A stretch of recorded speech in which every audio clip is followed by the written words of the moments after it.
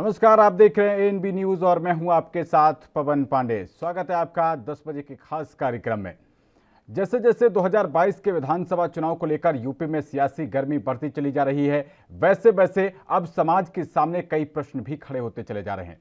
Samajwadi party की तरफ से पिछड़ा वर्ग सम्मेलन की आज से शुरुआत होने की बात कही गई है और इसी के साथ इन जातिगत सम्मेलनों ने समाज के सम्मुख एक खास बात रख दी है कि जैसे जैसे चुनाव का वक्त नजदीक आता जा रहा है, वैसे वैसे राजनीति में जातिगत फैक्टर ऊपर उठता, हावी होता हुआ नजर आ रहा है। दरअसल बसपा और सपा के ब्राह्मण सम्मेलनों के साथ ही अब समाजवादी पार्टी ओबीसी सम्मेलन करने जा रही है। समाजवादी पार्टी सुप्रीमो और पूर्व मुख्यमंत्री अखिलेश यादव के निर्देश पर समाजवादी पार्टी के पिछड़ा वर्ग प्रकोष्ठ के अध्यक्ष राजपाल कश्यप आज सोमवार को अगस्त क्रांति दिवस से प्रदेश के कई जिलों में पिछड़ा वर्ग सम्मेलन आयोजित करेंगे। समाजवादी पार्टी की तरफ से मिली जानकारी के मुताबिक 9 अगस्त को कानपुर नगर, 10 अगस्त को फूलन देवी के जन्मदिन के अवसर पर जालौन जिले में स्थित उनके गांव में ओबीसी सम्मेलन होगा। इसी तरह अलग अलग तारीखों पर यूपी के अलग अलग जिलों में ओबीसी सम्मेलन आयोजित किए जाएंगे। वहीं डबल इंजन की सरकार की दुहाई देने वाली बीजेपी भी पीछे नहीं है। बीजेपी शासित केंद्र सरकार ने नीट की परीक्षा में अखिल भारतीय कोटे से ओबीसी को आरक्षण देने का फैसला करके बड़ा दांव चल दिया है और इसको भी राजनीतिक चश्मे से देखा जा रहा है। ऐसे में जनता 2022 में किसको आशीर्वाद देगी, इस पर करेंगे आज बड़ी बहस।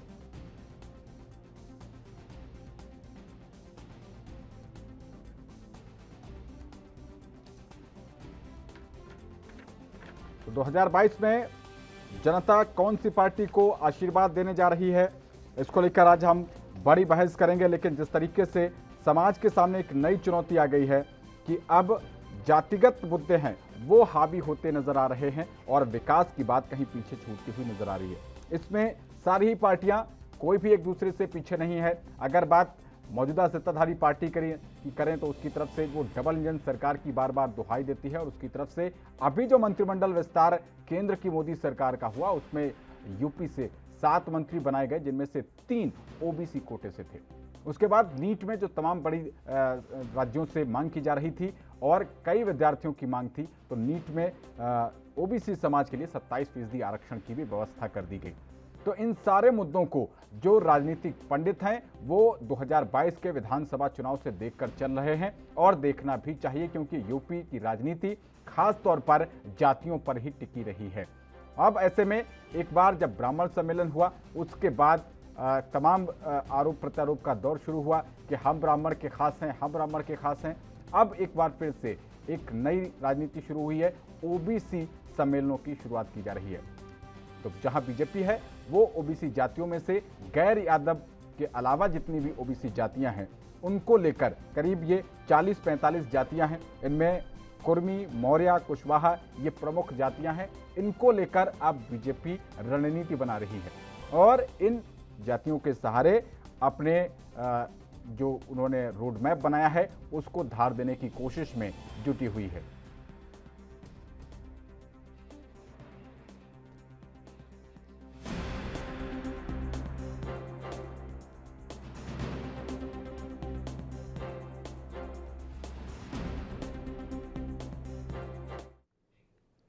तो इसी विषय पर खास चर्चा के लिए हमारे साथ 2 बेहद खास मेहमान समाजवादी पार्टी से मनोज यादव और आलोक वत्स बीजेपी से जुड़ गए हैं। बहुत स्वागत है आलोक और मनोज जी, आप दोनों का एएनबी न्यूज पर। सबसे पहले आपसे ही शुरुआत करते हैं मनोज जी। ये जो जैसे जैसे चुनाव आता है तो फिर विकास के मुद्दे कहीं पीछे क्यों चले जाते हैं, जातिगत समीकरण क्यों हावी होने लगते हैं? समाज के जो चिंतक वर्ग है वो एक जानकारी चाह रहा है आप लोगों से। देखिए, किसी भी राजनीतिक दल के लिए विकास चुनावी मुद्दा मेरे ख्याल से हो ही नहीं सकता। कारण क्या, जब तक आप सत्ता में आओगे नहीं तब तक डेवलपमेंट करा नहीं पाओगे। आप बात कह सकते हो, लेकिन जो चुनाव जीतने के समीकरण हैं वो उत्तर प्रदेश और बिहार में खासकर पवन जी, उसके लिए आपको जातीय समीकरण, सामाजिक समीकरण और कुछ राजनीतिक दल हैं जो धार्मिक समीकरण प्राथमिकता देते हैं और उसी आधार पर उत्तर प्रदेश में चुनाव होता है।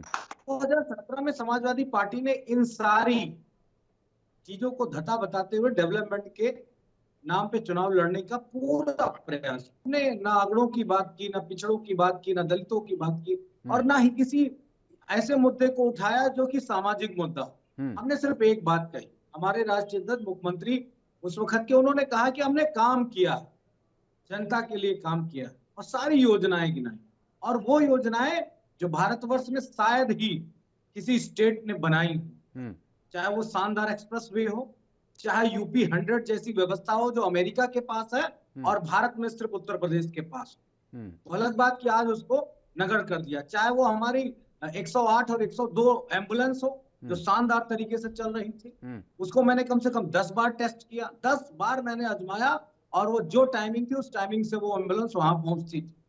इस तरह के सैकड़ों काम है, गिनाऊंगा तो डिबेट उसी में चली जाए, लेकिन परिणाम बिल्कुल विपरीत। सफलता किसको मिली? जिसने शमशान की बात की, कब्रिस्तान की बात की, जिसने यादवों को बैकवर्ड का दुश्मन बना दिया, जाटवों को दलितों का दुश्मन बना दिया, और फिर हिंदू बना के मुसलमानों का दुश्मन बना दिया, उसी को सफलता मिली। तो निश्चित तौर पे जो पैटर्न राजनीति का उत्तर प्रदेश में हम हटाना चाहते थे, मौजूदा डबल इंजन की सरकार उसी पैटर्न पे चुनाव लड़ना चाहती है। तो निश्चित तौर पे हम डेवलपमेंट करेंगे सत्ता में आने पे, और हमारा जो मैनिफेस्टो होगा वो झूठा संकल्प पत्र के रूप में नहीं होगा।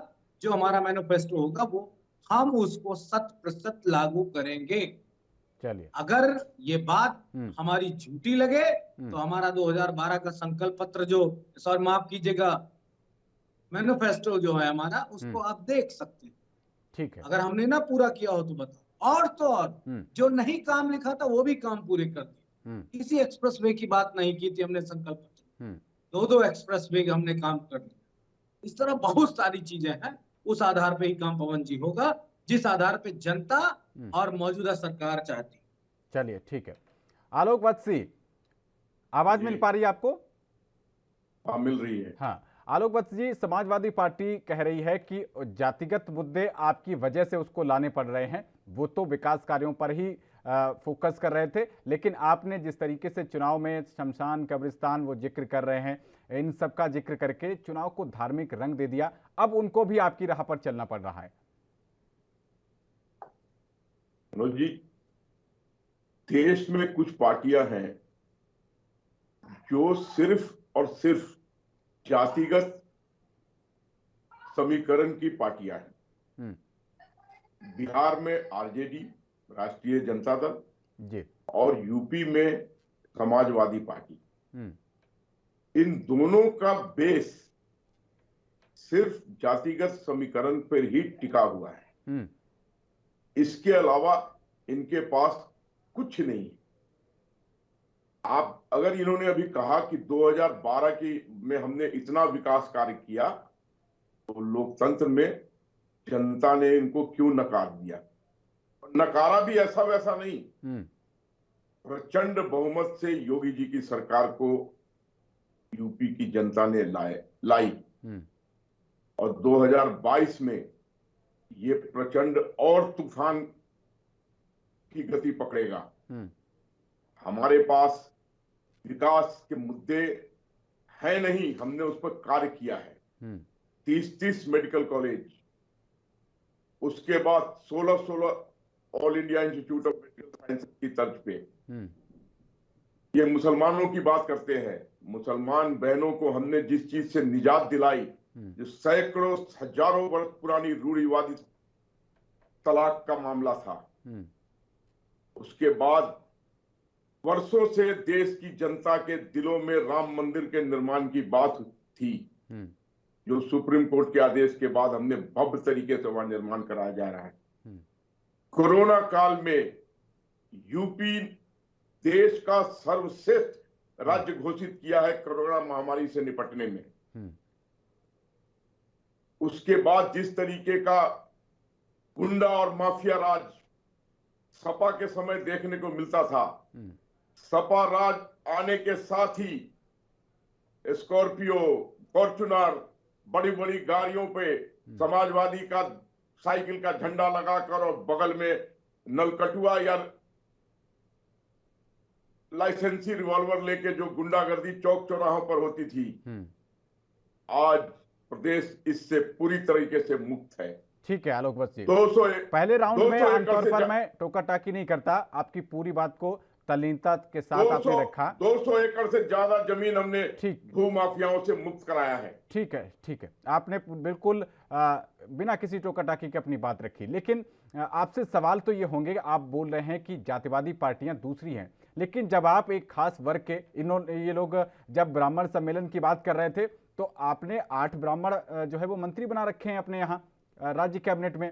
अब ओबीसी की बात कर रहे हैं तो आपने उस समय नीट में आरक्षण इसी विषय पर बिल्कुल चुनावी ऐन वक्त पे लाके आपने उस पर फैसला लिया आपकी केंद्र सरकार ने। और दूसरी तरफ अगर ओबीसी की बात करें आपकी राजनीति के लिहाज से, तो आपने यूपी से 3 ओबीसी मंत्री बनाए मोदी मंत्रिमंडल के विस्तार में, तो इसको भी तो जनता चुनावी उससे देखेगी कि आप भी जो है वो जातिगत तुष्टीकरण कर रहे हैं। देखिए, हमारे यहाँ जातिगत तुष्टीकरण नहीं किया जाता है, सही रिप्रेजेंटेशन दिया जाता है। मोदी जी ने जो पिछला कैबिनेट का विस्तार किया है, हिंदुस्तान के दूर सुदूर कोने कोने से सांसदों को जो चुनकर आए थे उनको अहम जिम्मेदारी दी गई है। पूरे हिंदुस्तान को एक तरीके से रिप्रेजेंटेशन दिया गया है।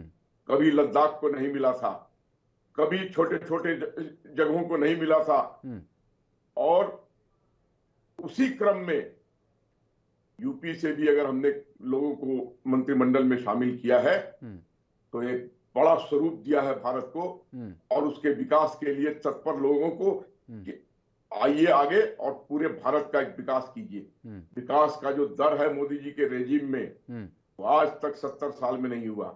चलिए ठीक है, अगर घोटाले की सरकार। ठीक है, जवाब लेते हैं। मनोज जी, जो बात इन पर मैं कह रहा था वो आप पर भी लागू होती है। आपकी पार्टी को आमतौर पर MY फैक्टर मुस्लिम यादव समीकरण वाली पार्टी के रूप में पहचाना जाता है यूपी में। ये आप कहीं भी किसी भी गली नुक्कड़ चौराहे पर किसी घूमते हुए आदमी से पूछ सकते हैं। अब बात यह आती है कि जब आपके टोटल अखिलेश के कैबिनेट मंत्रियों में से 60 में से सिर्फ 20% मुस्लिम समुदाय से थे और आप बात कर रहे हैं इनके कब्रिस्तान और शमशान की, तो सवाल तो आप पर भी उठेंगे कि आपने 20% सिर्फ मुस्लिम समुदाय के लोगों को मंत्री बना रखा था। देखिए पवन जी, जैसे तौर पे किसी भी स्टेट में आज की डेट में भारत में किसी भी स्टेट में 2 जातियों का वोट पाके कोई भी सरकार नहीं बना सकता, भगवान भी नहीं बना सकते 2 जातियों का वोट पाके। इस बात का स्पष्ट तरीके से और बड़ी बेबाकी से मैं ये शब्द कह रहा हूँ। उत्तर प्रदेश हो, बिहार हो, पश्चिम कोई भी हो, जब तक 3 जातियों का समीकरण आपके पास नहीं होगा स्टेट की, वो भी बड़ी जिनका परसेंटेज 10 से ऊपर होगा, तब तक आप सत्ता में नहीं आ सकते। तो समाजवादी पार्टी का मूल वोटर, मूल कैडर हो सकता है, लेकिन सत्ता में हम जब आते हैं तो निश्चित तौर पे हमें सबका विश्वास मिलता है, सबका साथ मिलता है, तभी हम सत्ता में आ पाते। एक बात बीजेपी के साथी ने कहा कि हमारी पार्टी ने 30 मेडिकल कॉलेज बनाए। मैं 30 का नाम इसलिए नहीं लूंगा कि डिबेट का समय है और फिर उसी में बीत जाए। मैं 10 मेडिकल कॉलेज के नाम जानना चाहता हूँ जो इस प्रदेश में बीजेपी ने शिलान्यास। ठीक है मनोज यादव जी, नाम जानेंगे लेकिन ब्रेक के बाद। बने रहिए NB न्यूज के साथ।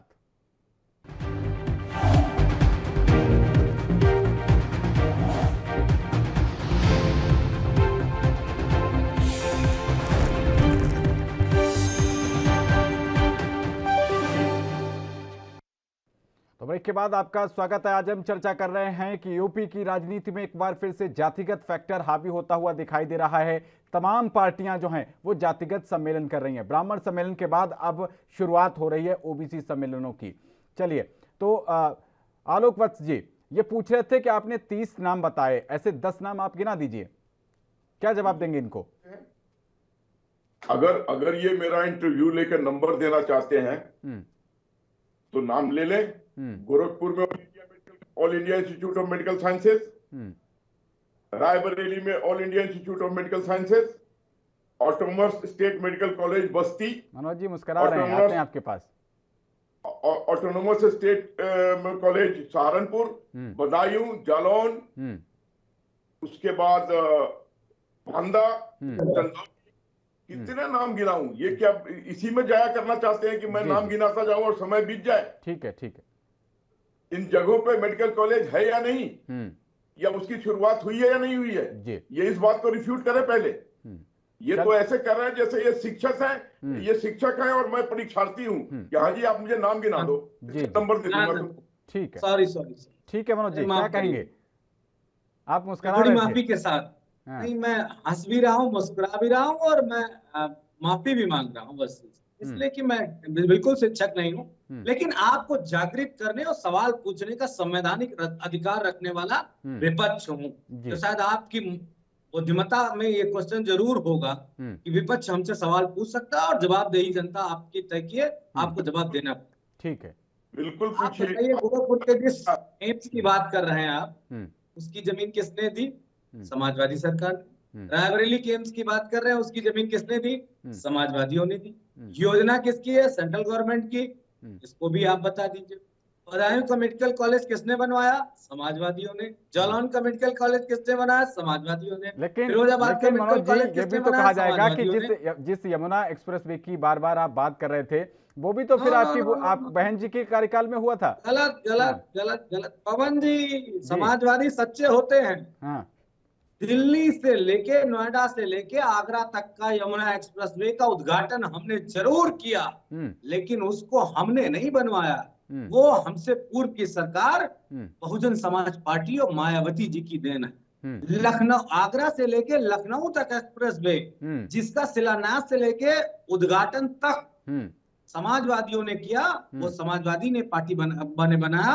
और पूर्वांचल एक्सप्रेस पे जो लखनऊ से लेके बलिया तक बनना था, उसका भी शिलान्यास से लेके जमीन अधिग्रहण का 70% काम जब तक कोई कर नहीं लेता है तब तक टेंडर नहीं कर सकता है। तो 70% हम टेंडर तो तब कर पाए ना जब 70% भूमि अधिग्रहण हमने उस पूर्वांचल एक्सप्रेस की कर ली। ऐसे तो कर नहीं सकते। आप आए, आपने टेंडर कैंसिल कर दिए, क्योंकि टेंडर आपको अपने लोगों को दे, हमारे मानकों को आपने किनारे कर दिया, आपने मानक के हिसाब से बना। आप अपना काम बताओ जो आपकी सोच से बनता, आपके दिमाग में उपजा हुआ एक काम बताओ। अभी आप योगी जी के नाम पे आप मोदी जी का काम बताने लगोगे कि उन्होंने सिलेंडर बांटा, उन्होंने शौचालय बांटा, उन्होंने आवास दिया, उन्होंने ये किया, उन्होंने किसान योजना दी। वो तो डबल इंजन की सरकार करके वोट मांगते हैं कि हमारे जब हमारी सरकार होगी तो केंद्र की योजनाएं और अच्छी तरीके से मिल सकेंगे। वो तो खुलेआम कहते हैं, कहाँ छिपाते हैं कि हमारी योजनाएं। दोनों, चाहे राज्य हो या सेंट्रल हो पवन जी, सबकी अपनी अपनी ताकतें हैं और अपने अपने बजट है।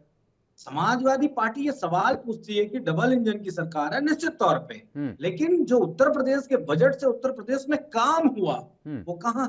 लैपटॉप का संकल्प पत्र में जिक्र है? कहाँ? किसानों की दोगुनी आय करने का जिक्र है? वो कहाँ है? गड्ढा मुक्त उत्तर प्रदेश की सड़कें बनाने का संकल्प था आपका, कहाँ है?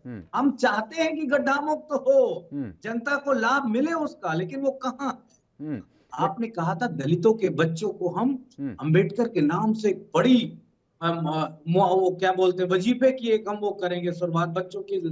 कहाँ है? कक्षा 1 से लेके ग्रेजुएशन तक गरीब बच्चों को निःशुल्क शिक्षा, मतलब ड्रेस से लेके जूते तक सब कुछ होगा, वो कहाँ है? ठीक है, जवाब लेंगे इनसे मनोज जी, लेकिन एक चीज आप भी बताइए। आप अक्सर आरोप लगाते हैं कि एक बड़ा नाम असदुद्दीन ओवैसी आपके MY फैक्टर को जो है डैमेज करने के लिए यूपी में एंट्री ले रहे हैं। 100 सीटों पर उन्होंने कहा कि वो चुनाव लड़ेंगे। इतिहास गवाह है, 2000 इसका जो चुनाव हुआ था बिहार वाला, 20 सीटें कम कर दी उन्होंने आरजेडी की, और उन्हीं 20 सीटों से तेजस्वी यादव मुख्यमंत्री बनते बनते रह गए। डर लग रहा है क्या? बिल्कुल सही, बिल्कुल सही। तो बिहार था, ये उत्तर प्रदेश। अगर हम अमेरिका को पटकने जा रहे हैं तो हम भूटान के बारे में सोचेंगे पहले। तो हमारे लिए जब हम बीजेपी को चित करने जा रहे हैं तो ऐसी फैक्टर कहां से हो जाएगा? भागीदारी फैक्टर होगा। एक भागीदारी संकल्प मोर्चा उन लोगों ने बनाया हुआ है, राजभर जी उनके साथ हैं। उन्होंने जो फॉर्मूला दिया है 5 साल में 5 मुख्यमंत्री, उसमें ओवैसी जी का भी नाम है। और जब ओवैसी जी अगर मुख्यमंत्री फेस 1 साल के लिए भी बन रहे हैं तो ध्रुवीकरण नहीं होगा। देखिए एक बार बताएं, अब वो कौन सा भागीदारी संकल्प मोर्चा बना है, बचेगा नहीं बचेगा, और राजभर जी कहाँ रहेंगे? बीजेपी में जाएंगे, समाजवादी पार्टी में रहेंगे, ओवैसी जी अकेले लड़ेंगे या और कोई लड़ेगा? ये सब अभी भविष्य के गर्त में, इस पे मैं टिप्पणी इसलिए नहीं करना चाहूंगा। जब फाइनल हमारा गठबंधन होगा तो निश्चित तौर पे, क्योंकि छोटे राजनीतिक दलों से उत्तर प्रदेश में समाजवादी पार्टी गठबंधन कर चुकी है और जो शेष बचे हैं उनसे हमारी बातचीत चल रही है। Owaisi is a no matter, Owaisi is a part of BJP. तो बीजेपी ये तो मैंने पहले ही बोल दिया कि आप ऐसा आरोप लगाते हैं। कहां पे उनको आरोप नहीं, ये सत्यता है, ये बिल्कुल 100% सच। एक आजम खान साहब आते तो जेल में है और जमानत नहीं होती उनकी। चलिए ठीक है, जवाब लेते हैं। देश के खिलाफ बोलता है, बीजेपी उस पर एक मुकदमा नहीं दर्ज करती। ठीक है, आजम खान वाले एपिसोड पर आएंगे, देशद्रोह क्या होता है और आजम खान के क्या बयान थे, आऊंगा मैं उसके पास, लेकिन जवाब लेते हैं बीजेपी प्रवक्ता से। आलोक जी, ये अभी भी कह रहे हैं, मैंने पहले ही कहा था कि आप ओवैसी जी के हेलीकॉप्टर में तेल बीजेपी डलवाती है।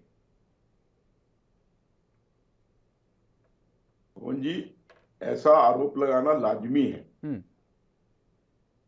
हमें क्या जरूरत पड़ी है ओवैसी जी की? कौन सा मेरा वोट वो ठीक कर रहे हैं? वो गए चुनाव लड़ने वेस्ट बंगाल में, क्या हासिल हुआ? लेकिन बिहार में तो 20 सीटें कम कर दी। बिहार में बिल्कुल मैं मानता हूं, बिहार के यादव को आ जाती तो शायद आप वहां सरकार पर नहीं हो पाते। बिहार के जिस क्षेत्र में ओवैसी जी ने आक्रमण किया था, वहां पर 5 सीटें जीते और 17 सीटों का खेल बिगाड़ दिया उन्होंने। इस बात में कहीं कोई दो राय नहीं है, और इससे वहां की सरकार पर असर पड़ सकता था। और रही बात यूपी की, तो यूपी में ओवैसी जी अपनी अच्छी पकड़ बना के आगे चल रहे हैं, और जब मुख्यमंत्री का चेहरा घोषित करवाने के क्रम में आ गए हैं, तो कहीं ना कहीं उनके पास कुछ न कुछ आधार, मजबूत आधार दिखाई दे रहा होगा। चलिए, बहरहाल इन बातों से हमें कोई लेना देना नहीं है। हम तो विकास की गति को तेज रखेंगे। और अभी इन्होंने कहा कि हमारे रेजिम में ये हुआ, मायावती की रेजिम में ये हुआ। अरे भाई, जब आपकी सरकार थी तो आपको कुछ न कुछ तो करना ही था, लेकिन आपने किया, और जनता ने क्यों फिर आपको नकार दिया? ये प्रश्न भी तो अपने गिरबान में झांक कर देखिए। अगर आपने अभूतपूर्व कार्य किया तो क्यों आपको जनता ने इतने प्रचंड बहुमत से नकार दिया? ठीक है, लेकिन आलोक जी, अभी जनता की बात आप कर रहे हैं। अभी जनता में इस तरीके का माहौल चल रहा है कि आपकी सरकार में ब्राह्मणों के ऊपर अत्याचार हुए, और एक और चीज चली जिसमें क्लैश दिखाया गया आपके डिप्टी सीएम केशव प्रसाद मौर्य और चीफ मिनिस्टर योगी आदित्यनाथ के बीच। क्या ये विपक्ष की साजिशें हैं, विपक्ष का बनाया हुआ एक बुलबुला है, या वाकई में कुछ दम है? देखिए पवन जी, जब पहले जो ब्राह्मण वर्ग था या अपर कास्ट के और वर्ग थे, इनको जब ये समीकरण बनता था, बैकवर्ड समीकरण, तो ये कुचल देता था। लेकिन अब स्थिति ऐसी हो गई है राजनीति में कि दोनों का पलड़ा आसपास आ गया है। तो जो छोटे छोटे जाति के लोग हैं, छोटे का मतलब मेरा, जिनकी परसेंटेज कम है, वो जिधर जुड़ेंगे उधर राजनीतिक खेल 51 का बन जाएगा। इसलिए इनकी पूछ बढ़ गई है, चाहे बिहार में हो या यूपी में हो, चाहे ब्राह्मण हो, भूमिहार हो, राजपूत हो या कायस्थ हो, जिसको लालू यादव कहते थे भूरे बाल साफ करो। उनकी अहमियत इसलिए बढ़ गई है क्योंकि अब बैलेंसिंग फैक्टर में वो आ गए हैं, इसलिए उनको रिझाने की, लुभाने की ये लोग कोशिश कर रहे हैं। अभी मायावती जी को देखिए, तिलक तराजू और तलवार मारो जूते चार, अब वो ब्राह्मण सम्मेलन बुला रही है, कह रही है ब्राह्मण देवता है। क्या कारण है इसका? इसी तरीके से समाजवादी पार्टी ने कभी पूछा ही नहीं फॉरवर्ड्स को। इनकी अपनी जो बैकवर्ड राजनीति थी वो प्रबल थी, लालू यादव की प्रबल थी। इन्होंने राज किया, लालू यादव ने 15 साल राज किया, इन्होंने भी 10 साल राज किया। लेकिन अब ये सब चलने वाला नहीं है। अब देश को विकास चाहिए, देश को सिर ऊंचा उठाकर विश्व में चलने की जगह चाहिए, जो योगी जी के नेतृत्व में, मोदी जी के नेतृत्व में सफलीभूत हो रहा है। और हमारे किए गए कार्यों के ऊपर हम जाएंगे जनता के पास, और हमें पूरा विश्वास है कि 2022 का जो चुनाव आएगा, जो उसके रिजल्ट आएंगे, वो पिछले चुनाव से भी प्रचंड बहुमत लेकर हम अपनी सरकार स्थापित करेंगे। सभी वर्गों, इन्होंने अभी एक सेंटेंस यूज किया, सबका साथ सबका विकास, ये तो हमारा मूल मंत्र है। इसको आप क्यों चुराने की कोशिश कर रहे हो? इसी के दम पर दम पूरे हिंदुस्तान में फैल गए हैं, लद्दाख तक पहुंच गए, मिजोरम तक पहुंच गए, पौंडीचेरी तक पहुंच गए। हमें तो सारी पार्टियां बोलते थे लोग। आलोक जी, उनका एक आरोप यह भी था कि आपने कहा कि ट्रिपल तलाक के मुद्दे पर मुस्लिम समुदाय की महिलाएं आपके साथ हैं, लेकिन जो उनका आरोप अभी उन्होंने लगाया कि आजम खान पर आपने एक दुर्भावना के तहत कार्रवाई करके उनको जेल में डाला हुआ है, तो इस पर इसका भी तो, वो एक बड़े नेता हैं मुस्लिम समुदाय के, उसका फर्क भी तो पड़ेगा। आलोक जी देखिए, आजम खान, अतीक अंसारी, मोहम्मद शहाबुद्दीन, ये नाम जो है पूरा हिंदुस्तान जानता है ये किस तरीके के लोग हैं। इनके रेजिम में क्या होता था, किस तरीके से दर्दनाक घटनाएं होती थी। और अगर आज इनको हमने जेल में, आजम खान जी अगर जेल में हैं, ठीक है, तो कोर्ट के द्वार खुले हुए हैं, ये क्यों नहीं कोर्ट में जाकर उनको बरी करा कर ब्रेक के बाद आपका जो वक्तव्य है इसको पूरा कराएंगे। फिलहाल छोटे से ब्रेक के लिए रुक रहे हैं, बने रहिए एनबी न्यूज के साथ।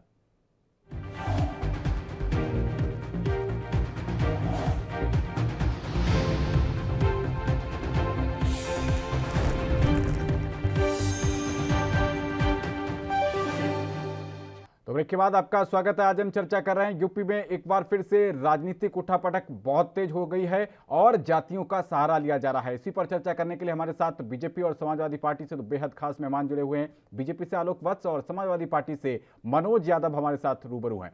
मनोज जी, आपने ब्रेक से पहले कहा था कि जो आजम खान जो है देश प्रेम से जोड़ा, लेकिन उनके बयान जिस तरीके से रहे, उन्होंने तो सुरक्षा बलों को भी नहीं छोड़ा। उनका एक बयान जिसकी बहुत ज्यादा भर्त्सना हुई थी कि जब प्राइवेट पार्ट्स काट लिए गए थे जवानों के, उन्होंने कहा था कि जिन महिलाओं को दिक्कत थी उन जवानों के जिस पार्ट से वो उन्होंने काट लिए। एक तरीके से उन्होंने जवानों को एक तरीके से बलात्कारी घोषित करने की तरफ संकेत दिया था। तो चलिए चर्चा को आगे बढ़ाते हैं। मनोज जी, जवाब पूरा कीजिए। देखिए, बीजेपी कहती कुछ है, करती कुछ है, और ये बड़ा दुख का विषय। ये समाजवादियों के लिए नहीं, ये सारे राजनीतिक दलों के लिए होना चाहिए कि जो हम कहें वो करें, तभी इस देश का विकास हो। आपने आजम खान साहब को लेकर बयान दिया, सवाल पूछा। आजम खान साहब अकेले व्यक्ति नहीं जो इस देश में कंट्रोवर्शियल या ऐसी बात कह देना जो सत्य को बिल्कुल नजदीक से देखती है। क्या आर्मी के अधिकारियों ने इस बात को एक्सेप्ट नहीं किया? जम्मू और कश्मीर में किस तरीके से तमाम सारे ऐसे मामले सामने आए जो हरेसमेंट की सीमाओं को नांग गए?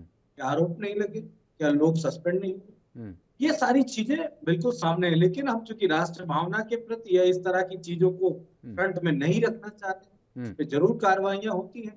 ये मेरा कोई आरोप नहीं है, सैकड़ों ऐसे आपको केसेस मिल जाएंगे, लेकिन इस पे चर्चा नहीं की। या मौजूदा मुख्यमंत्री ने ये बात नहीं कही थी एक विशेष धर्म की लड़कियों को कब्र से निकाल के उनके साथ रेप किया जाए? मौजूदा मुख्यमंत्री है उत्तर प्रदेश, ये उनका बयान क्या शोभनीय बयान है? और अगर वो दोषी हैं, दोषी तो ये भी। चलिए ठीक है, जवाब लेते हैं। आपने बड़ा आरोप लगाया है। आलोक जी, जिस बयान की बात कर रहे हैं, क्या सफाई है आपकी?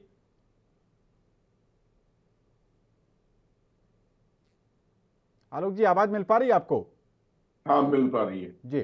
ये जो मनोज यादव जी हैं समाजवादी पार्टी से, इन्होंने एक बड़ा आरोप लगाया है और सीएम योगी आदित्यनाथ के बारे में एक बात कही है। क्या प्रतिक्रिया है आपकी? ये बिल्कुल गलत बात है। बयान है, मैं बिल्कुल गलत नहीं बोलता हूँ।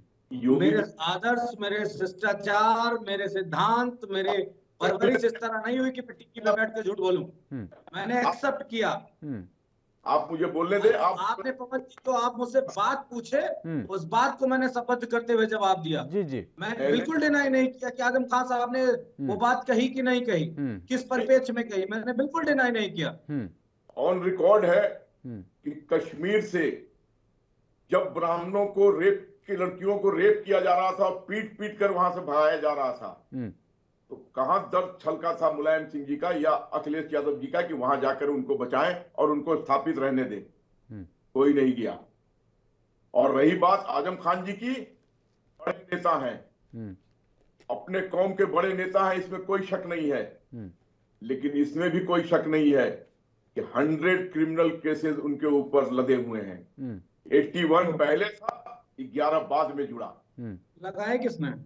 इस आदमी के ऊपर आप शांत रहिए, मुझे बोल।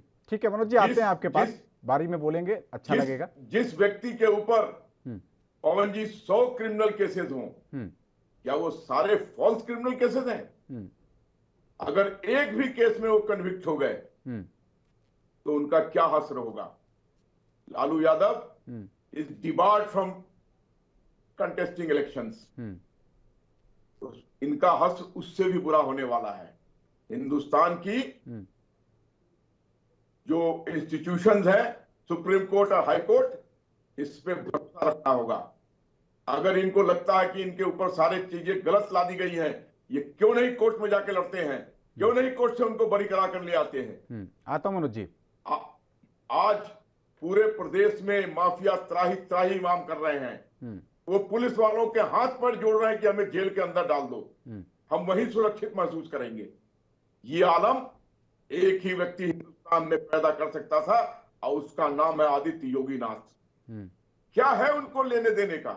ये तो पूरे परिवारवाद पर को आगे बढ़ावा देते हैं। मैं समझता हूं इनको शायद योगी जी की मां और उनके पिताजी का नाम भी नहीं मालूम होगा। वो सेम हाल है नरेंद्र मोदी जी का, उनका भी पिताजी का नाम इनको नहीं मालूम होगा। अरे हमारे यहाँ परिवारवाद की कोई जगह नहीं है। अगर परिवारवाद की जगह होती, हिमाचल के छोटे से जगह से आने वाले नड्डा जी हमारे राष्ट्रीय अध्यक्ष नहीं होते। ठीक है, कोई ओबीसी या कोई इस तरीके का आदमी जिसको एक बड़ा वर्ग का रिप्रेजेंटेशन हो, उसको हम बना के चलते। ठीक है, आते हैं आपके पास। मनोज जी, एक तो आपके ऊपर परिवारवाद का आरोप, अगर प्रतीक यादव जी को छोड़ दें तो लगभग सभी सगे संबंधी रिश्तेदार जो हैं वो कहीं ना कहीं किसी न किसी पद पर सेट किए गए हैं आपकी पार्टी में। दूसरी बात, आप जो बात कर रहे थे आजम खान की, जिस तरीके से दंगों का एक दौर शुरू हुआ था 2012 के बाद, बड़े कई जगहों पर दंगे हुए, साफ तौर पर उसमें यह देखा गया कि आपके कैबिनेट मंत्रियों का इन्वॉल्वमेंट रहा, राजनीतिक संरक्षण रहा। शायद यही मैसेज 2017 के चुनाव में गया और आप जैसी दलीलें दे रहे हैं कि आपके कई क्रांतिकारी काम होने के बावजूद भी आप दोबारा सत्ता में नहीं आ सके। देखिए, परिवारवाद पे आरोप लगाने से पहले बीजेपी को अपने गिरेबान में हमेशा झांक लेना चाहिए। राजनाथ सिंह के बेटे नहीं है, मैं उनके पंकज सिंह को राजनाथ का अब क्या कहूं, अब वो शब्द मैं कहना नहीं चाहता। लेकिन राजनाथ जी जब राष्ट्रीय अध्यक्ष बने तो पंकज जी नहीं बने। सुन लीजिए, एक मिनट, मेरी बात पहले सुन लीजिए। परिवारवाद परिवारवाद होता है, ठीक? एक पीढ़ी से दूसरी पीढ़ी को हस्ता ट्रांसफर करना, ये क्या गारंटी आप दे सकते हैं कि पंकज कल को बीजेपी के राष्ट्रीय अध्यक्ष नहीं बनेंगे? राष्ट्रीय अध्यक्ष की अगर आप बात करेंगे, नितिन गडकरी बनेंगे कि नहीं बनेंगे? राजनाथ सिंह बने। राजनाथ सिंह और नितिन गडकरी के बीच कोई संबंध नहीं है। अब मेरी बात सुनिए, राजनाथ के बाद अमित शाह बने तो अमित शाह और राजनाथ जी के बीच कोई खूनी रिश्ता नहीं है। अब उसके बाद जब जेपी नड्डा बने, मनोज जी सुन लीजिए, थोड़ा सुनने का भी सब्र करिए, आपको पूरा टाइम दे रहा हूं मैं। वो जो कहना चाह रहे हैं कि राष्ट्रीय अध्यक्ष जो एक दूसरे के बाद तीसरा आ रहा है, उन दोनों के बीच कोई खूनी रिश्ते नहीं है। अब मैं आगे अपनी बात कहूं। हाँ, कोई राष्ट्रीय अध्यक्ष का बेटा है और राष्ट्रीय अध्यक्ष बन जाता है, कोई राष्ट्रीय अध्यक्ष का बेटा है विधायक बन जाता है, कोई हिमाचल के तमाम बीजेपी के नेता हैं, उनके अनुराग ठाकुर बेटे वो कैबिनेट मंत्री बन जाते हैं। परिवारवाद को कैसे डिफिनेशन आप करेंगे, मैं समझ नहीं पाता हूँ। विधायक बनना तो एक जनता से चुन के आना हो गया, लेकिन राष्ट्रीय अध्यक्ष चुनने के टाइम पे जनता का कोई इन्वॉल्वमेंट नहीं होता। बात तो यहाँ पर चल रही है, अगर जनता आशीर्वाद दे रही है। बेटे हैं, हाँ, एक सेकेंड, कर्नाटक के जो मुख्यमंत्री बनाए गए हैं वो किसके बेटे हैं? क्या वो एक मुख्यमंत्री के बेटे हैं कि नहीं है? बीजेपी ने उसी चलन को आगे बढ़ाया नहीं बढ़ाया? मैं कहता हूं ना, बीजेपी कौन सी बात करती है? बीजेपी वो बातें करती जो भावनात्मक रूप से लोगों के दिल में मैटर करती है।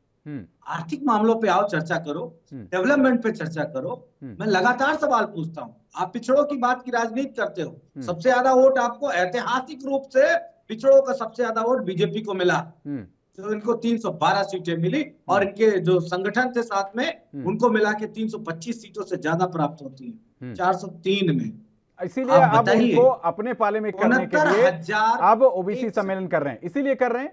मैं कह रहा हूं 69,000 भर्तियां होती हैं, 18,000 ओबीसी की भर्तियों जो उनकी पोस्टें थी बैकवर्ड्स की, उस पे आरएसएस के लोगों के भाई भतीजों को भर दिया जाता है, पिछड़ों का हक मार लेते हैं। अभी जो आयोग है जिसमें से तमाम सारे अधिकारी बनते हैं इलाहाबाद का, उसमें सांख्यिकी प्रकोष्ठ जो है उसका, उसमें 13 पोस्टें निकली पवन जी। यू बिलीव, मेरे पास प्रूफ है, मोबाइल में अभी व्हाट्सएप पे आपके भेजूंगा। उसमें 5 पोस्टें जानते हैं 13 में क्यों भर्ती नहीं की जाती, और बैकवर्ड्स और दलित की। और उसमें नीचे लिख दिया जाता है कॉलम में कि इस वर्ग के अभ्यर्थियों के मूल्यांकन करने पे उनके अंक कितने नहीं पाए गए कि उनकी भर्ती कर ली जाए। मतलब 13 में से इस 24 करोड़ की आबादी में बैकवर्ड दलित के उस पोस्ट के लिए अभ्यर्थी नहीं मिले, इसलिए नहीं भरा इन्होंने। आप सोचो, आईएएस बन रहे हैं हमारे बैकवर्ड के लोग, पीसीएस बन रहे हैं, आईपीएस बन रहे हैं, पीपीएस बन रहे हैं, वैज्ञानिक बन रहे हैं, जज बन रहे हैं, सब बन रहे हैं। लेकिन उस योजना आयोग, ये जो हमारा योजना भवन है, सचिवालय की नौकरी, उसके बाबू लेवल से थोड़ा ऊपर पोस्ट के लड़के नहीं मिले। आप सोचो उस सरकार की सोच बैकवर्ड दलित के प्रति क्या है। आपने कहा मुसलमानों ने, महिलाओं ने हमें वोट दिया, उनको हमने उस जंजाल से निकाल दिया, धन्यवाद देता हूं आपको। एक मुस्लिम महिला को जिला पंचायत सदस्य या अध्यक्ष बना देते, एक ब्लॉक प्रमुख बना देते, तब ना उनके साथ इंसाफ होता। क्यों उनकी हिस्सेदारी नहीं है क्या? संवैधानिक तौर पे उनको राइट नहीं है क्या कि वो राजनीति में पार्टिसिपेट कर पाए? आपने किसको बनाया? नहीं बनाया ना। आप भावनात्मक चीजों को सामने ले आते, काम कर लेते, एजेंडे आपके आरएसएस फिक्स करता है, आप उस पे राजनीति करते, तो इस देश के संवैधानिक ढांचे के लिए नहीं ठीक है। फिर वो मनोज हो, पवन पांडे हो, कोई कनौजिया हो या कोई मुस्लिम हो, किसी के लिए। चलिए ठीक है, जवाब लेते हैं आलोक जी। ठीक है जी, ऐसा है, इनकी बातें अब बहुत लो लेवल पे आके आप बात करो। आई रिक्वेस्ट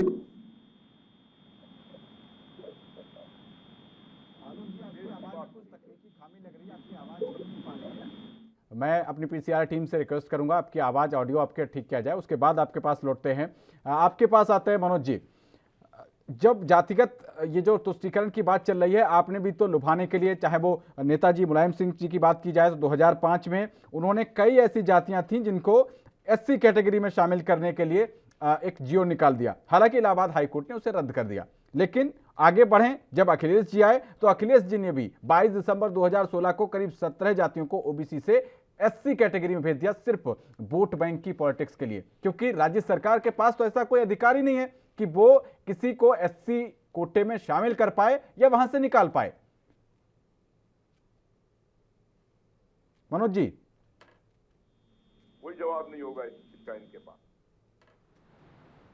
तो मनोज जी से अब जवाब लेंगे, लेकिन ये जो राजनीति चल रही है जातिगत समीकरणों की, ये एक बार फिर से चर्चा का विषय बनती हुई दिखाई दे रही है। एक तरफ बीजेपी है जो आरक्षण में जो नीति था वहां पर, ठीक है मनोज जी, आवाज मिल पा रही है आपको?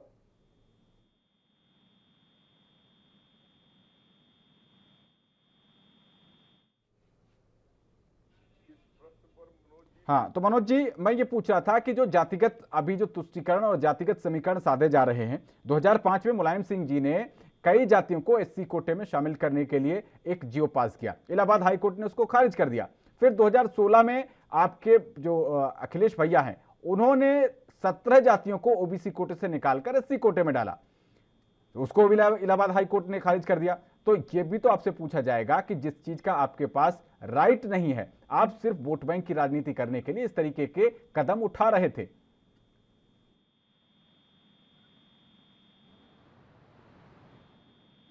पवन जी, मुझे मौका दीजिए। ठीक है, तो इस बीच आलोक, ठीक हो गया। आलोक जी, ये जो आरोप तमाम आप पर लगा रहे हैं, जिसमें उन्होंने,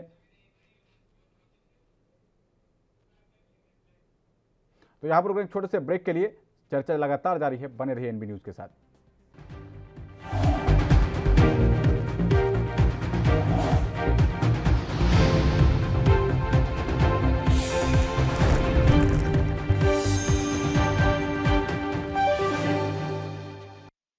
तो ब्रेक के बाद आपका स्वागत है। हम चर्चा कर रहे हैं 2022 के चुनावी महासमर को लेकर। यूपी में जिस तरीके से राजनीतिक बिसात बिछाई जा रही है, अब जातियों का शोर जो है, जातिगत समीकरणों को साधने का शोर बढ़ता हुआ दिखाई दे रहा है। ब्राह्मण सम्मेलन के बाद अब ओबीसी सम्मेलन की बारी है और समाजवादी पार्टी आज से पिछड़ा वर्ग सम्मेलन शुरुआत कर रही है। अलग अलग तारीखों पर अलग अलग जगहों पर ये सम्मेलन किए जाने हैं। वहीं बीजेपी जो है वो नीट में 27% आरक्षण देकर ओबीसी समाज को अपने पाले में लाने की बात कह रही है। अगर ओबीसी की बात की जाए तो करीब 40% से भी ज़्यादा इनका वोट बैंक यूपी में है और गैर यादव अगर बात की जाए जो ओबीसी समाज है उसकी करीब 40 से 45 जातियां हैं। इन 40 से 45 जातियों पर बीजेपी जो है वो अपना प्रभाव छोड़ने की भरसक कोशिश कर रही है और इसी को लेकर तमाम कवायदें की जा रही हैं। इससे पहले मोदी मंत्रिमंडल का जब विस्तार हुआ तो उसमें यूपी से 7 मंत्री बनाए गए और उन 7 में से 3 मंत्री ओबीसी समाज से थे। तो एक तरफ वो, दूसरी तरफ जो नीट की परीक्षा है उसमें मेडिकल सीट्स में 27% आरक्षण की व्यवस्था करके वो भी ओबीसी समाज को साधने का प्रयास किया गया। तो मनोज जी जिस तरीके से बता रहे हैं आपको अब आवाज मिलने लगी है। मनोज जी, जो बात आप पर आरोप लग रहे हैं जातिगत आरक्षण को लेकर, 2005 में जो समय नेताजी मुलायम सिंह जी थे उन्होंने कुछ जातियों को एससी कोटे में डालने के लिए एक जीओ पास किया। इलाहाबाद हाई कोर्ट ने उसको खारिज कर दिया। 2016 में फिर से एक प्रयास आपके अखिलेश जी ने किया। उन्होंने करीब 17 ओबीसी समाज की जातियों को एससी कोटे में भेजा, उसको भी खारिज कर दिया। लेकिन इस पर जब सवाल ये उठता है कि जब जिस चीज का अधिकार राज्य सरकार के हिस्से नहीं आता है उस पर आप कवायद करके, उस पर आप क्वेश्चन करके सिर्फ जातिगत राजनीति, जातिगत तुष्टीकरण ही तो कर रहे थे।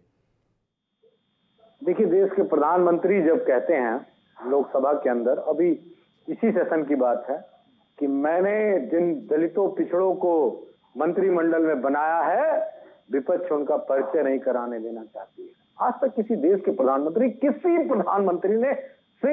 प्रधानमंत्री का नाम मैं नहीं जानता जिसने लोकसभा के अंदर इस तरह की बात कही। किसी भी प्रधानमंत्री, मैं दलितों पिछड़ों को बनाया हूं और ये उनको उनका परिचय नहीं कराने देना, मतलब ये पसंद नहीं करते कि दलित पिछड़ों का यहाँ पे हो। ये क्या है? ये राजनीति नहीं है तो क्या है? लेकिन समाजवादी पार्टी ने जो काम किया, मैं अपनी पूरी बात कर जी हाँ, जो समाजवादी पार्टी ने जो आपका सवाल जो राजनीति की, उस पर हम आज भी कायम हैं। हम बिल्कुल नहीं पीछे। उसमें डबल इंजन की सरकार तो बिल्कुल कारगर है, सेंट्रल की गवर्नमेंट उनके पास है, वो जब चाहे तब कर सकते। क्योंकि बीजेपी लगातार ये बात कहती है कि पिछड़ों का हक एक विशेष जाति के लोग खा रहे हैं, जिसमें यादव है, कुर्मी है, मौर्य है, लोधी है, इन सारी जातियों को आरोप इन पे लगता है। छोटी जातियां जो जिनको अति पिछड़ा दलित कहते हैं, पिछड़ा कहते हैं, उनके हक की मान ले हमारी। यही बात राजभर भी कह रहे हैं जो भी पिछड़े हैं। तो क्या बीजेपी डबल इंजन की सरकार होते हुए ये काम नहीं करेगी क्या? तो तब तक कर देना चाहिए था। हमारे पास तो व्यवस्था थी, मजबूरी थी, हम प्रयास कर रहे थे। पवन जी, अगर हम नहीं जीत सकते तो क्या हम दौड़ने का प्रयास भी नहीं करेंगे क्या? मंजिल तक पहुंचने के लिए कुछ ना कुछ तो क्रिया करेंगे ही। वो तो हम प्रयास कर रहे थे। बीजेपी ने क्या किया, ये बीजेपी के लोग। एक बात कहना चाहता हूँ बड़ी जिम्मेदारी से आपके चैनल के दर्शकों से, पिछड़ों और दलितों के आरक्षण की रक्षा की बात बीजेपी से करना ठीक उसी तरह होगा जैसे कोबरा सांप को, काले नाग को चिड़िया के बच्चों या चिड़िया के अंडों की रक्षा करने की बात। ये मेरा अपना इजाद किया हुआ उदाहरण है। ये मैं बार बार कहता हूँ, हर जनसभा में कहता हूँ और आपके टीवी चैनल पे पहली बार कह रहा हूँ, किसी भी चैनल पे आज पहली बार कह रहा हूँ, कोबरा सांप से चिड़िया के बच्चों की रक्षा नहीं हो सकती। ठीक उसी तरह बीजेपी से दलितों और पिछड़ों के आरक्षण की रक्षा नहीं हो सकती। क्यों? क्योंकि उसकी मानसिकता उस लेवल की नहीं है। वो तो आरक्षण समाप्त करने वाले लोग, वो तो बैकवर्ड दलित को उनके पीछे ढकेल के राजतंत्र वाली स्थिति में लाने वाले लोग। ठीक है, धन्यवाद दूंगा मंडल आयोग की कमी सिफारिशों का, धन्यवाद दूंगा बाबा साहब अम्बेडकर को, धन्यवाद दूंगा उत्तर प्रदेश के संविधान को, जिन्होंने इस देश की एक बहुसंख्यक आबादी जो पीछे चल रही थी उसको आज बराबरी पिलाने की बात की। ठीक है, बीजेपी कहां कर सकती है? ठीक है मनोज, एक कॉम्प्लीमेंट्री क्वेश्चन अब ये है कि जिसकी बात आप कह रहे हैं, आपने इतनी बड़ी उपाधि दी कि सांप से चिड़िया के बच्चों की हिफाजत नहीं करवाई जाती। मंडल कमीशन की रिपोर्ट जब लागू हुई थी उस समय उस सरकार को, जब बीपी सिंह जी वहां पर प्रधानमंत्री थे, किसका सपोर्ट था, कौन कौन सी पार्टियां सपोर्ट कर रही थी? यही सरकार थी जो भाग गई। ठीक है। दूसरी चीज आपने कहा कि प्रधानमंत्री मोदी ने सदन में ये बात कही जातियों को लेकर, जब नीट में आरक्षण की व्यवस्था की गई 27% की, अखिलेश जी ने ट्वीट करके कहा, आपने देखा होगा, ये तो अखिलेश जी ने ही खुद ट्वीट करके प्रशंसा की है। देखिए, अब तो ओखली में सर पड़ गया, सरकार बननी है, उत्तर प्रदेश में चुनाव होना, और जो बिल्कुल पूरी तरीके से बॉयल्ड हो रहा है मुद्दा पूरे देश में। आप क्या याद नहीं है कैसे स्टालिन मास्क बांध कर रहे हैं, आरक्षण की मांग कर रहे हैं, तेजस्वी जी वहां मांग कर रहे हैं, उत्तर प्रदेश में समाजवादी लोग और विपक्ष के तमाम सारे राजनीतिक दल जो है, चाहे मायावती जी हो, चाहे समाजवादी लोग हो, या जितने भी बैकवर्ड की राजनीति करने वाले दल हैं, सबने मांग की। और मोदी जी पे तो एक आरोप था कि वो पिछड़े प्रधानमंत्री हैं और पिछड़ों का हक कैसे मर जाएगा, ये तो उनकी मजबूरी बन गई। लेकिन एक बात आपको बता दूं, इसका रिएक्शन क्या हुआ है, बहुत जबरदस्त आरएसएस में इसका रिएक्शन हुआ है। जो बैकवर्ड्स को 27% जो मिल गया आरक्षण, आप वो रिएक्शन आए, मैंने बड़े सारे वीडियो देखे, गालियां पड़ रही है मोदी जी को, ये भी बात जान लें। चलिए ठीक है, आलोक बख्शी रिएक्शन सामने आ गए। ठीक है, जवाब लेते हैं आलोक बख्शी। इन्होंने, मेरे विद्वान मित्र सपा के, इन्होंने जितनी बातें कही, उस बात का संज्ञान लिया जाए तो ये स्वयं उसका आंसर भी दे रहे थे। इन्होंने कहा कि मोदी जी आरक्षण विरोधी हैं, तो नीट में जो आरक्षण हुआ वो किसने दिया है? अगर प्रधानमंत्री अपने सहयोगियों को सदन से इंट्रोड्यूस कराने की बात करते हैं तो ये क्या असंवैधानिक बात है?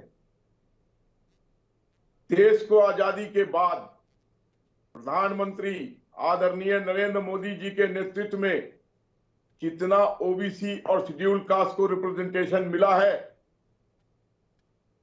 मंत्रिमंडल में, तो आज 70 सालों में किसी ने नहीं दिया। ये सब बातें क्या इंगित करता है कि वो ओबीसी विरोधी हैं, वो शेड्यूल कास्ट विरोधी हैं, या उनके पक्षधर हैं? आज मायावती जी कहीं की नहीं रह गई। इसका कारण है उनका वोट बैंक खिसक कर बीजेपी से जुड़ चुका है, और यही हश्र हाल फिलहाल में समाजवादी पार्टी के पाई होने जा रहा है। क्या बात करते हैं ये? राजनाथ सिंह के बेटे पंकज सिंह पर उंगली उठा रहे हैं। पंकज सिंह नोएडा के विधायक हैं, जनप्रतिनिधि से चुन के आए हैं। एक इतिहास है 18 घंटे 20 घंटे लगातार काम करने का। अपने उनके सामने कोई उनके पिताजी की बात करता है, मैं स्वयं इसका प्रत्यक्षदर्शी हूं, तो वे हाथ जोड़ के कह देते हैं कि नहीं, मैं वहां पैरवी नहीं कर सकता। इतनी शुचिता, इतनी पारदर्शिता, उसके ऊपर ये उंगली उठा रहे। इनके यहां तो जिला पंचायत से लेकर और पार्लियामेंट तक अगर टिकट देने की बात आती है तो सबसे पहले परिवार को परोसा जाता है। कितने नाम गिनाऊं? शिवपाल जी का क्या हासिल कर दिया इन्होंने? उनका कोई योगदान नहीं था मुलायम सिंह जी को बनाने में या समाजवादी पार्टी को बनाने में। दूध में मक्खी की तरह निकाल के फेंक दिया। और ये बात करते हैं सांप और चिड़ियों की। आज नरेंद्र मोदी जी के नेतृत्व में, योगी आदित्यनाथ जी के नेतृत्व में एक भय मुक्त वातावरण पूरे देश और प्रदेश में बना हुआ है। उसमें ओबीसी और शेड्यूल कास्ट भी है, अपने को सुरक्षित महसूस कर रहा है।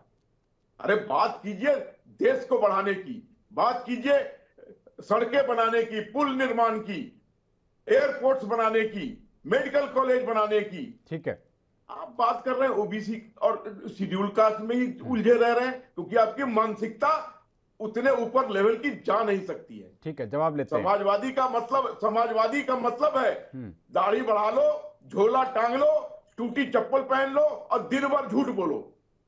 चलिए ठीक, ये हम लोग बचपन से देखते आए हैं। ठीक है मनोज जी, एक तो आप उनके सवालों का जवाब दीजिएगा, दूसरा अखिलेश यादव जी ने जिस तरीके से वो एपिसोड हुआ था आपके परिवार का और शिवपाल जी के साथ जिस तरीके का हुआ, उनको निकाला गया पार्टी से, उसके बाद जनता में ये मैसेज गया, आपका जो कोर वोटर था यादव वोट बैंक, वो भी कहीं कहीं थोड़ा बहुत छिटका। एक कद्दावर नेता थे, एक बिल्कुल रूट लेवल पे उनकी अच्छी पहुंच थी, देखिए पवन जी, अभी बीजेपी के साथी ने बड़े आरोप लगाए, मैं जवाब भी बड़ी बेबाकी से दूंगा। आदरणीय प्रोफेसर राम गोपाल जी राज्यसभा के लंबे समय से सदस्य हैं, तो निश्चित तौर पे उस राज्यसभा में चुनने की एक प्रक्रिया है विधायकों के द्वारा, और जिस तरीके से भी चुनाव जी। और एक बार आदरणीय राष्ट्रीय अध्यक्ष श्री अखिलेश यादव जी अपने मुख्यमंत्री काल में एमएलसी चुने गए।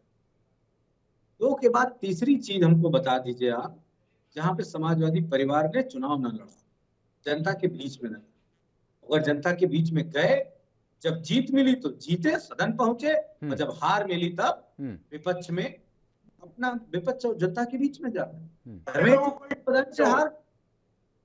डिम्पल जी चुनाव हार गई कन्नौज से, अनुराग यादव जी लखनऊ से विधायक का चुनाव लड़े, हार गए।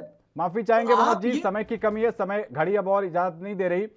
फिर किसी दिन आपसे इसी विषय को आगे बढ़ाएंगे। फिलहाल इस पेशकश में इतना ही। देश और दुनिया की तमाम अहम खबरों के लिए बने रहिए एनबी न्यूज के साथ। नमस्कार।